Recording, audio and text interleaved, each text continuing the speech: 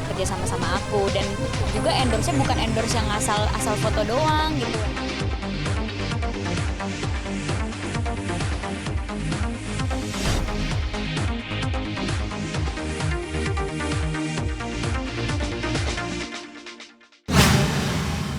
Gimana ya, bener atau enggak ya? Ya dibilang nggak bener udah ketahuan juga ya di video YouTube gitu. Jadi ya emang bener sih, cuma aku kan juga nggak terima endorse sebenarnya gitu. Itu memang harga yang sudah ada gitu dari brand-brand yang selama ini udah kerja sama aku, dan juga endorse-nya bukan endorse yang asal foto doang gitu. Emang kita udah kerja sama, ada kontraknya gitu. Jadi bukan endorse yang biasa gitu. Ya yang pasti brandnya biasanya pasti sudah besar kalau yang approach, yang memang brandnya udah terpercaya, dan aku kan emang nggak langsung terima ya. Jadi aku cek dulu produknya, terus apakah produknya bisa aku pakai. Karena kalau produknya nggak bisa aku pakai, aku kesannya kayak bohong sama publik kan kalau misalnya nge-endorsein atau ngepromoin produk itu. Jadi aku benar-benar pilih-pilih banget, makanya mungkin keluarlah harga itu karena memang aku orangnya pilih-pilih dan produknya nggak sembarangan, dan beneran aku promoin karena itu barang aku pakai gitu.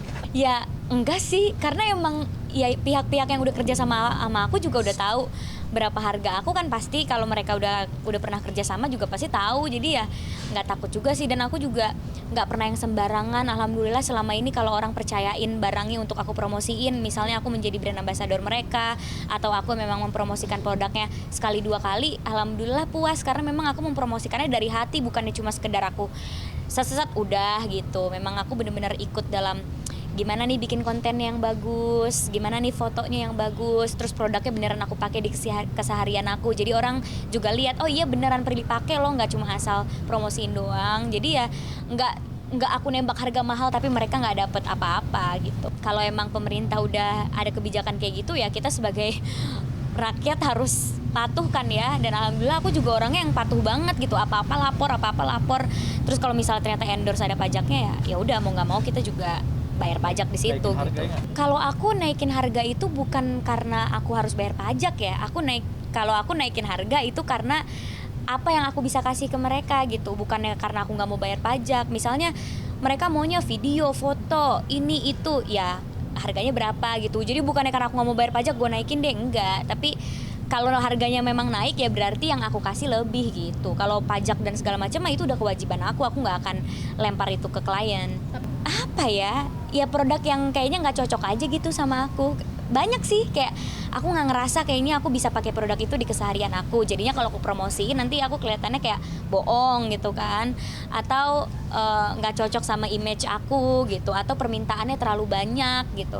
Itu ada juga yang kayak gitu-gitu. Oh iya dong, karena menurut aku kalau kita udah terima suatu barang untuk kita promosiin, image barang tersebut akan nempel juga di kita, dan image kita akan nempel juga di barang itu. Jadi harus nyari produk yang emang image-nya sama kayak kita gitu. Ya yang pasti have a good image aja sih. Ya dan barangnya terpercaya dan barangnya berkualitas. Karena aku nggak mau promosiin barang tiba-tiba karena orang beli gara-gara aku, ternyata barangnya pas dicoba, apaan sih nih yang dipromoin Prilly jelek gitu kan, jangan sampai gitu. Produk yang tidak ada badan POM-nya nggak mau, pokoknya nggak mau, karena harus ada BPOM-nya. Itu kan kalau ada BPOM kan itu udah pasti bahan-bahan di dalamnya kalau makanan terqualified ya. Jadi kita nggak mempromosikan barang yang istilahnya ilegal gitu, yang nggak dapet sertifikat BPOM gitu. Ini pertanyaan semua orang, bahkan pertanyaan teman-temanku. Kayak apa sih yang mau lo cari lagi, segala macam. Sebenarnya aku tuh pengen berkarya gitu, tapi alhamdulillah dengan aku mengeluarkan karya-karya, misalnya aku ngeluarin film, ngeluarin buku, itu otomatis jadi menunjang karir aku di sosial media. Misalnya gara-gara aku launching buku, followers aku jadi nambah, gara-gara aku launching film, followers aku jadi nambah. Jadi itu satu hal yang terkoneksi gitu. Padahal tujuan aku memang aku pengen berkarya, tapi kalau itu menunjang platform yang aku punya, menunjang Instagram aku, menunjang YouTube aku, sampai akhirnya kalau orang mau endorse ke aku harganya jadi mahal atau aku jadi bayarannya mahal, itu sebenarnya bukan tujuan utama. Itu kebetulan aja, alhamdulillah rezeki dari Tuhan gitu yang ngasih kesuksesan dari lewat karya-karya. Kalau aku sih tujuannya emang pengen berkarya, pengen bikin film, pengen main film lagi yang sebanyak-banyaknya gitu. Yang pasti sih tetap pengen jadi entrepreneur gitu ya, udah ada perencanaan bisnis juga buat kedepannya, tetap pasti di dunia entertainment juga karena aku udah jatuh cinta sama dunia entertainment, gak mungkin aku tinggalin karena bisnis atau apa.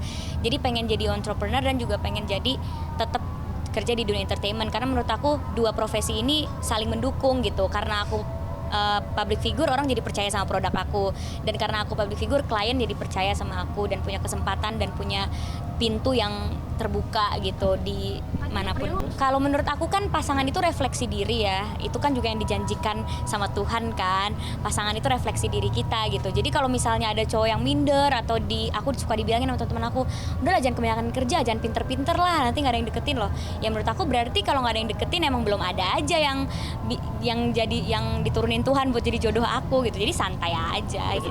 Ya bagus, jadi akunya nggak usah selektif lagi, orang udah selektif dengan sendirinya gitu kan.